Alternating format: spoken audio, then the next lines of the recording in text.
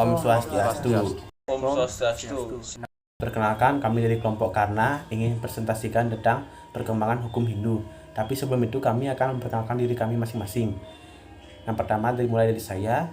Nama saya Komang Hadi Pratama, absen 9.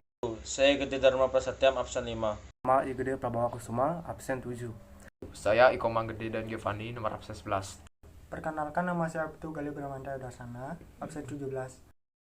Sesi selanjutnya kami akan mempersilahkan kepada Galih Bramanta untuk membacakan doa. Di sini saya akan memimpin doa untuk Saraswati Puja dan Guru Serotam.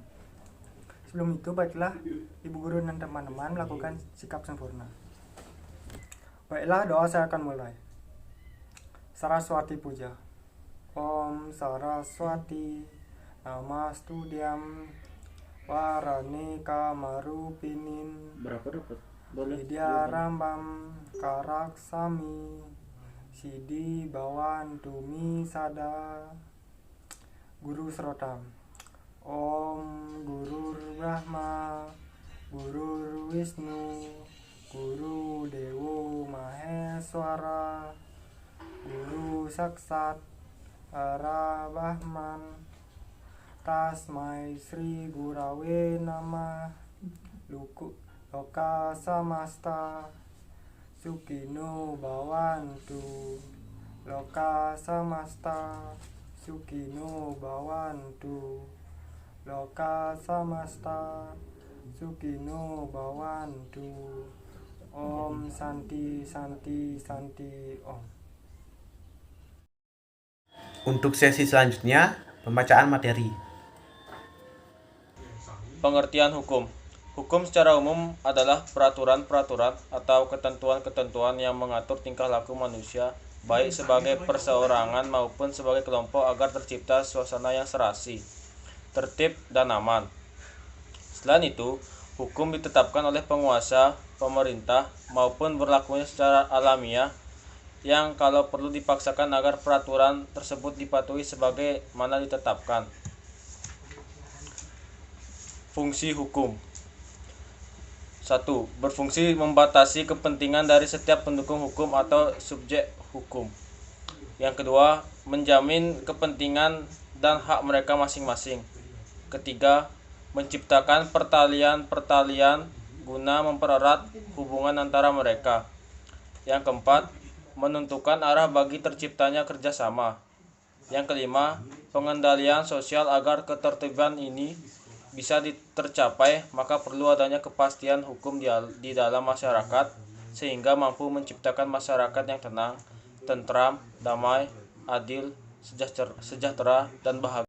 Suatu hukum terdapat unsur-unsur yang terpenting dalam peraturan-peraturan hukum memuat dua hal, yaitu 1. Unsur-unsur yang bersifat mengatur atau normatif. Yang kedua, unsur-unsur yang bersifat memaksa atau represif. Dalam hal ini, umat Hindu yang juga merupakan warga negara Indonesia, mereka harus tunduk pada dua kekuasaan hukum, yaitu 1. Hukum yang bersumber pada perundang-undangan negara seperti UUD, UUP, undang-undang, dan peraturan-peraturan pelaksanaan lainnya. Yang kedua, hukum yang bersumber pada kitab suci sesuai dan menurut agamanya. Pengertian hukum Hindu. Hukum Hindu adalah sebuah tata aturan yang membahas aspek kehidupan manusia secara menyeluruh yang menyangkut tata keagamaan, mengatur hak kewajiban manusia baik sebagai individu maupun sebagai makhluk sosial, dan aturan manusia sebagai warga negara. Hukum Hindu juga berarti perundang-undangan yang merupakan bagian terpenting dari kehidupan. Kehadiran hukum Hindu dimulai dari adanya sebuah perdebatan di antara para tokoh agama pada saat itu.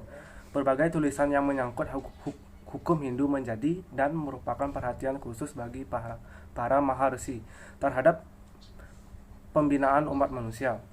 Adapun nama-nama para maharsi sebagai penulis hukum Hindu di antaranya: yang pertama Gautama, kedua Baudayana, ketiga Sankalikita, keempat Wisnu, kelima Apastamba, keenam Harita, ketujuh Wikana, kedelapan Paitinasi, kedelapan usaha nama, ke-9 Kasyapa, ke-9 Brahaspati, dan ke-10 Manu.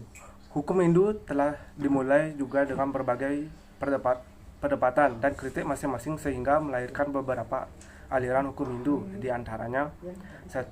Aliran Yajnavalkya oleh Yajnavalkya, kedua aliran Mitaksara oleh Vishnaneswara, ketiga aliran Dayabhaga oleh Jimutawahana. Dari ketiga aliran tersebut, akhirnya keberadaan hukum Hindu dapat berkembang dengan pesat, khususnya di wilayah India. Alasan hukum Hindu penting untuk dipelajari. Yang pertama, hukum Hindu merupakan bagian dari hukum positif yang berlaku bagi masyarakat Hindu di Indonesia yang berdasarkan Pancasila dan Undang-Undang Dasar 1945, khususnya pasal 29 ayat 1 dan 2, serta pasal 2 aturan peralihan Undang-Undang Dasar 1945. Yang kedua, untuk memahami bahwa berlakunya hukum Hindu di Indonesia dibatasi oleh falsafah negara Pancasila dan ketentuan-ketentuan dalam Undang-Undang Dasar 1945. Yang ketiga, untuk dapat mengetahui persamaan dan perbedaan antara hukum adat Bali dengan hukum agama Hindu atau hukum Hindu. Keempat, untuk dapat membedakan antara adat murni dengan adat yang bersumber pada ajaran-ajaran agama Hindu. Sekian dari kelompok Karna. Apabila ada kesalahan kata-kata dalam presentasi, saya mohon maaf. Saya tutup dengan Brahma Santi. Om Santi Santi Santi Om.